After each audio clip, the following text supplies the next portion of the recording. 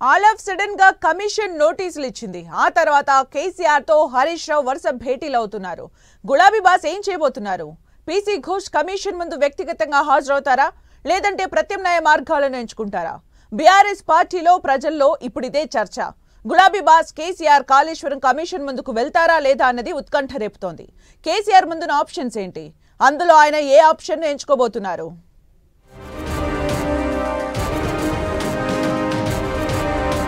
Kaleshwaram commission నోటీసులపై KCR ఏం చేయబోతున్నారు? Commission ముందు కేసీఆర్ హాజరవుతారా?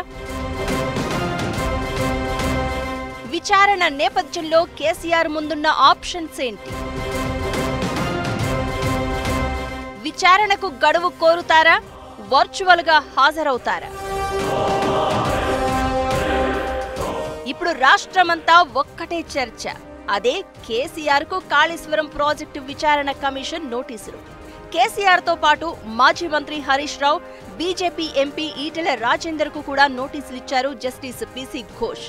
కేసీఆర్ జూన్ 5న, హరీష్ రావు జూన్ 6న, ఈటెల రాజేందర్ జూన్ 9న వ్యక్తిగతంగా విచారణకు హాజరు కావాలని కమిషన్ స్పష్టం చేసింది. అయితే కమిషన్ నోటీసులపై కేసీఆర్ ఏం చేయబోతున్నారు అన్నది రాజకీయ వర్గాల్లో ఆసక్తి రేపుతోంది. కాళేశ్వరం కమిషన్ నోటీసులపై కేసీఆర్ ఎలా స్పందించనున్నారు అని, నోటీసుల్లో చెప్పిన విధంగా విచారణకు వ్యక్తిగతంగా హాజరవుతారా అన్నదే ఉత్కంఠ రేపుతోంది.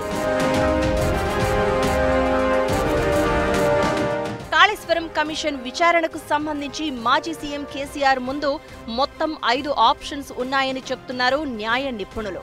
అందులో మొదటి ఆప్షన్ గడువు కోరడం. జూన్ 5న విచారణకు రావాలని కమిషన్ చెప్పగా మరికొంత గడువు కావాలని కోరడం ద్వారా విచారణను వాయిదా వేయించడంతో పాటు న్యాయ సలహా తీసుకోవచ్చని భావిస్తున్నారు. ఇక కమిషన్ అడగాల్సిన అంశాలను ప్రశ్నల రూపంలో పంపిస్తే వాటికి సమాధానాలు పంపిస్తాను అని చెప్పడం రెండో ఆప్షన్. ఇలా కమిషన్ విచారణ సమయంలో కొన్ని సందర్భాల్లో ప్రశ్నలు పంపించడం సర్వసాధారణం అని చెప్తున్నారు ఎక్స్పర్ట్స్. అందుకే కేసీఆర్ పీసీ ఘోష్ కు లేఖ రాసి తనను విచారణలో అడగాలనుకుంటున్న విషయాలను ప్రశ్నల రూపంలో పంపించమని కోరే ఆప్షన్ ఉందని అంటున్నారు. ఇక మూడో ఆప్షన్ వర్చువల్ ఎంక్వైరీకి హాజరవడం. కమిషన్ ముందు ప్రత్యక్షంగా హాజరవ్వకుండా వర్చువల్ విధానం ద్వారా విచారణకు హాజరయ్యే అవకాశం ఉందని న్యాయ నిపుణులు చెప్తున్నారు. అందుకోసం జస్టిస్ పీసీ ఘోష్ అనుమతి తీసుకోవాల్సి ఉంటుంది. ఇక నాలుగో ఆప్షన్ కోర్టును ఆశ్రయించడం. గతంలో విద్యుత్ కమిషన్ అధికారులను సవాల్ చేస్తూ కోర్టుకు వెళ్లిన కేసీఆర్ ఇప్పుడు కాళేశ్వరం కమిషన్ విషయంలోనూ కోర్టును ఆశ్రయించే అవకాశం ఉందంటున్నారు.